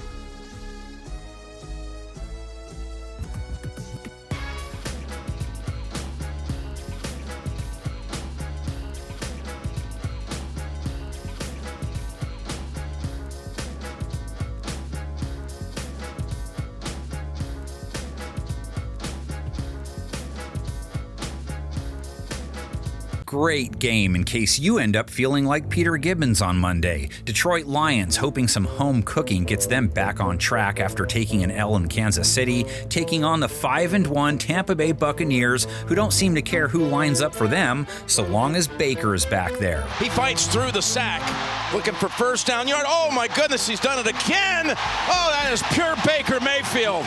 Absolute Baker at his best. Mayfield mania is growing stronger by the week. Lions' short-handed secondary struggle to stop Patrick Mahomes. Well, now they're taking on the best quarterback 2025 has had to offer, and his wideout lineup hasn't been complete once this year. Emeka Egbuka left hurt last week, didn't have Mike Evans or Chris Godwin. 17 for 23, 250-plus yards, 2 touchdowns, no picks, over 11 yards per attempt, a rate of 139. Suit up the mascot for all he cares. Going for a big ball. Down the field. He's got an open target. Oh, what a catch. Touchdown, Tampa Bay. Tez Johnson has his first NFL touchdown. Only 1 INT all season. Offenses clicked for 25-plus points, 4 straight games, 30 last week. Give it back to him, and White bulldozes ahead for a touchdown. Taking on a Lions defense that surrendered 30 points to Kansas City in their second loss of the season, let them convert 4 of 6 red zone trips, giving up close to 24 points per game. Mahomes keeps it, scores it, touchdown! Mayfield going after a secondary that gave up 3 touchdowns to Mahomes, over 250 yards, a 132 rate, allowing a 97 rate for the season, 13 passing touchdowns allowed, only 3 teams allowing more. Search it, comes across with a touchdown! They're down 2 starting corners, but it is what it is right now. And this week, down safety Brian Branch as well, suspended for a game for his post-game love tap. Bucs fans say that evens things out, because they won't have Godwin, and now might be missing Egbuka, who hurt his hamstring. Could get Evans back, though. Does it make a difference to Baker? May do with Tez Johnson, who he hit for a 45-yard TD, had 59 yards the week prior. What a throw and what a catch. Oh, the catch is one of the best. One of the best of the year. If Donnie is wondering what Mayfield needs his Johnson for, it's to throw TDs to. Cameron led the team with 64 yards and also scored. Cameron Johnson on the 34-yard connection with Baker. Sterling Shepard, 2 catches, 51 yards. There goes Shepard. Shepard stays in bounds and finally slips at the 50. And tight end Cade Otton rounding it out with 51 yards as well. To Otton, the tight end, stays in bounds, and then Detroit gave up 70-plus yards to Travis Redwood Kelsey, gave up 2 TDs to Hollywood Brown, 57 yards to Juju Smith-Schuster. Will Mayfield have the same kind of time to hit big? Only took 1 sack, completed passes to 6 guys, each guy with a 17-plus yard reception. On the sideline, it is ruled a catch by Shepard. Has to deal with Aiden Hutchinson this week. Picked up 1 of 3 Detroit sacks of Mahomes. Has a bag streak of 5 now. In trouble. Ball's out. It's live. The pressure by Hutchinson. Able to get a hand on it. Doesn't sound like Baker will be handing off to Bucky Irving. Foot still bad. So Lions defending Rashad White, who scored with 65 yards. Sean Tucker scored 25 yards. And Mayfield, who keeps converting huge third downs with his legs. This is Baker Mayfield, the original OG from Oklahoma, but he just willed this Buccaneers team to a first down. Running the ball, more important to Detroit's offense, and it was part of what led to their offense faltering in Kansas City. Jahmyr Gibbs just never got it going. 65 yards, 3.8 per carry. Their offense, in turn, only mustered 17 points. They were first in points per game before the game, slipped to second after it. Not getting away from Bolton, and a loss of 3. Now they get a Bucs defense coming off one of its best showings. They held CMC to 3.2 a carry, and they've held running backs to 3.6 a run for 2025, 5th best. Oh, they're waiting for him. Waiting for McCaffrey. Dennis held San Francisco to 19 points, only let them inside the 20-yard line twice. Haven't fared as well overall as they're giving up 25 a game in the big picture, but they've been tough enough at keeping teams from reaching the red zone, top 10 on that front. And what a job by Parrish, who I am really impressed with. Great play by him right there, ending the drive. They played the pass better last week than they had. No touchdowns allowed to Mac Jones, picked him off twice, held him to a 75 rate. Throwing for it and intercepted. That's Dean. Jamel Dean with the interception. Now, 347 yards is a lot of yards, Walter. Their rate allowed for 2025 is still rough at 99. 57 receiving yards allowed to McCaffrey, 58 to tight end Jake Tonjes, and a whopping 142 given up to Kendrick Bourne. Jared Goff and company come knocking next. Goff doesn't come in cold. 23 of 29, 2 touchdowns, a 118 rate, 100-plus rate in 4 of his last 5. For Goff, slides it over. There's Williams with room. Jamison Williams goes high. Only 203 yards. He couldn't hit big with Amon-Ra St. Brown. 9 catches, 45 yards, so just 5 yards per catch. Goff's throw complete. St. Brown turning up field to the 35-yard line. Jamison Williams scored 66 yards. Jamison Williams bouncing off tackles into the end zone. And tight end Sam Laporta with 55 yards and a matrix TD. I know the OBJ catch was great, but talk to me in the comments section. Wasn't that more impressive somehow? Has TDs in back-to-back games. Are you kidding me? Did he really catch that? One hand, 1 down, 2 down. Wow. Goff only took 1 sack on his 29 attempts. Bucs pass rush is revved up after playing the Tyson role with Little Mac. Dropped him 6 times, hit him with 10 jabs. On 3rd and 11, they bring it, and they get him back at the 50. Levante David, and the football comes out. From the comments section of last week's Lion preview, what is this AI-narrated garbage? From a company as large as the NFL and a channel with 15-plus million subs, you can hire a college intern majoring in journalism to get some experience under their belt. Couldn't agree more. Weren't able to hire said commenter, though, as most good journalism students are taught to research their statements before they put something down in print. This is why we're doing the drill! Bucs took Detroit last year, now trail them in the series 33-30. They are the only teams to ever check the 11-0 box in Scorigami, 1983. The 1983 season began in Tampa, and it was here that the Lions defense first flexed the muscles that would define its play all year long.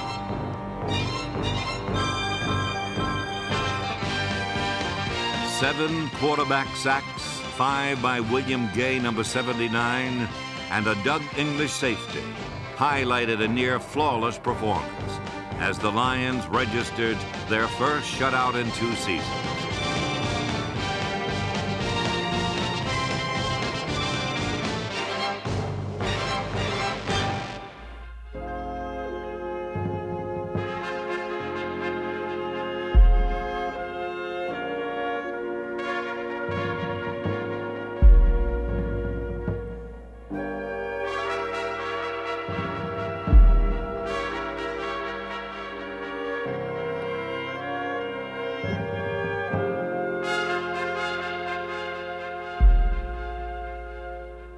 Houston Texans take to the road after a week off, taking their top-rated defense and improving offense to the Northwest for a key showdown with Seattle. The Seahawks, clipped wings and all, still checking out of Duval last week with their 4th win of the year. An impressive drive by the Seahawks. Seahawks in control. Man, the city of Seattle is on tilt right now. Mariners plus a 4-2 Hawks squad. Who needs a healthy defense when you have Sammy D in the JSN network? Sam Darnold goes into Jacksonville, hangs close to 3 bills on the Jags' top-rated secondary, almost 11 yards per attempt, 2 touchdowns, no picks, a rate over 120. 110-plus rate game in 4 straight now, 240-plus yards in 4 of his last 5, 8.9-plus per attempt in 5 straight. Bob Belcher's even impressed with how this dude is cooking it all up.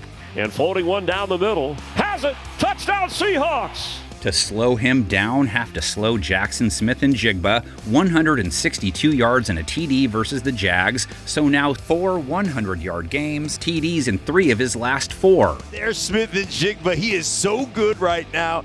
Darnold isn't shy about leaning into him. 13 targets last week, no one else had 4. So get the popcorn out and sit back and enjoy the heavyweight battle, because he's going to see a lot of Derek Stingley this week, holding his targets, which are usually WR1s, to a sub-70 rate. Texans secondary holding quarterbacks to a 70 rate, numero uno there, only 6.3 yards per attempt, just 175 yards per game allowed.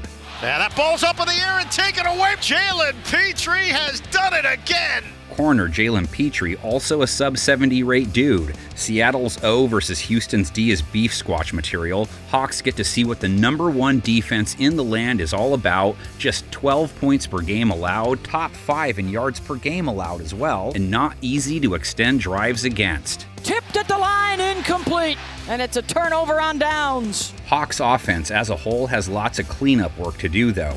1 for 12 on 3rd down, 20 points doesn't usually take care of the job, just 1 for 3 in the red zone, but Darnold only took 1 sack, 27 pass attempts. Seattle's tackles have to hold off the Hart Foundation this week. Not sure if Will Anderson or Daniil Hunter is the hitman and which is the anvil, but they have 7 of Houston's 12 sacks. In trouble and down he goes, sacked by Daniil Hunter, and it's 4th down. Smith-Njigba isn't the only pass catcher of concern, of course. Cooper Kupp chipped in 40 yards last week and scored. And that's Cooper Kupp just getting it done like he's done so many times. And A.J. Barner, emerging as one of the top tight ends going, went for a 61-yarder as part of a 71-yard day, has left a mark in one way or another in 4 of their last 5. And wide open, A.J. Barner inside the 15-yard line.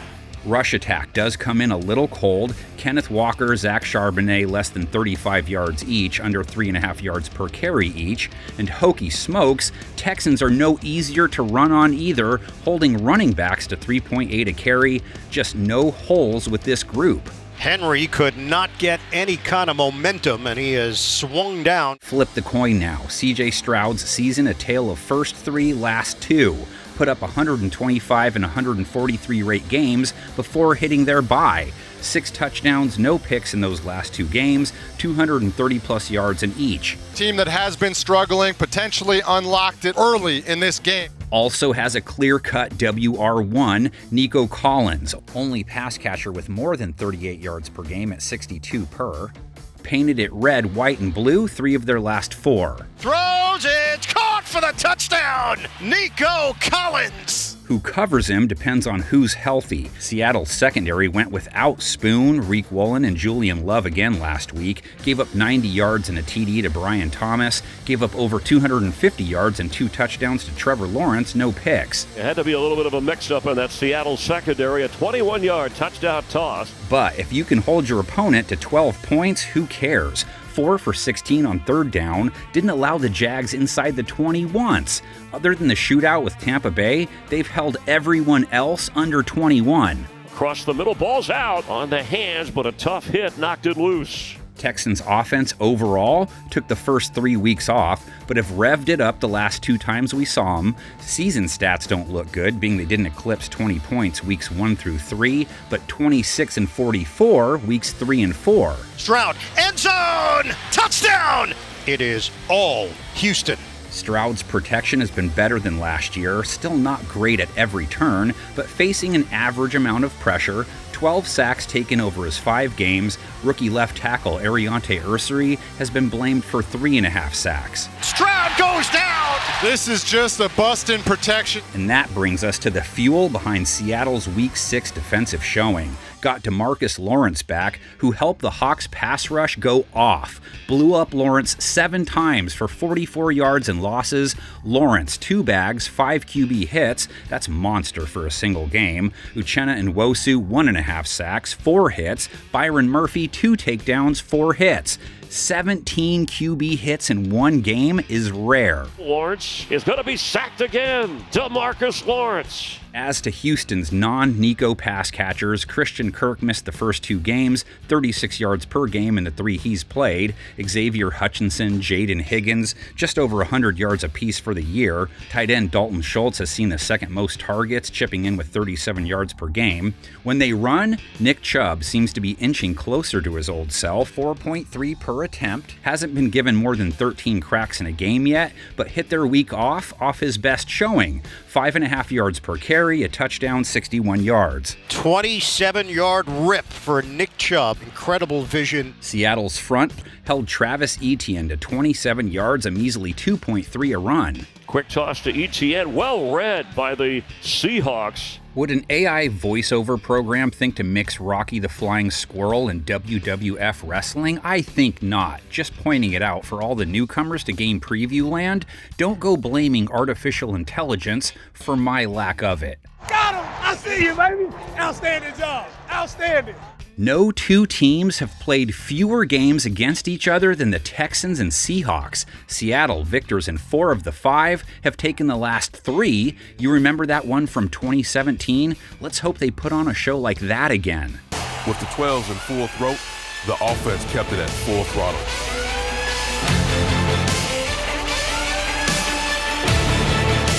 Now he's going to throw deep. Paul Richardson out there. Paul Richardson reaches up, makes the catch. Richardson goes up and makes a magnificent reception. The clock keeps moving, 1:15 and counting. Here comes the rush. Russell stands, looks, fires. Ball is caught inside the 20. It's caught by Tyler Lockett. He races back to the middle of the field, hands it to the official. Clock is ticking, 33, 32. Russell gets the offense to the line. He takes the snap. He's going to throw. Jimmy Graham! Touchdown! Seahawks! Are you kidding me? What a drive! An 18-yard play, and the 12s are going nuts! And the Seahawks are going to win. What a game! What a game by these Seahawks!